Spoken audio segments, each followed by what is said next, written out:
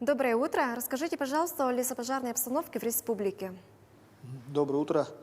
Сегодня на территории республики ведется тушение 6 лесных пожаров на общей площади 141 тысяча гектар. Из них у нас локализовано на сегодня 104 тысячи гектар. Это в 3 районах республики.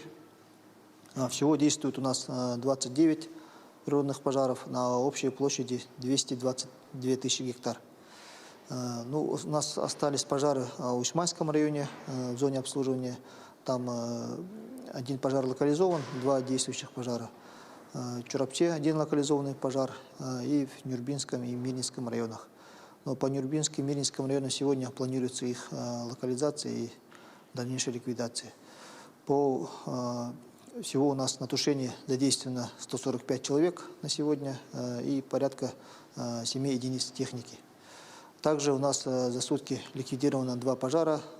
Это в Мирнинском зоне обслуживания и Ленском зоне контроля. Также есть новые 2 пожара. Это в Жиганском районе. На сегодня у нас идет работа по вывозу сил Федерального резерва авиалесохраны и в рамках межрегионального маневрирования, которые у нас были привлечены силы региональных авиабаз.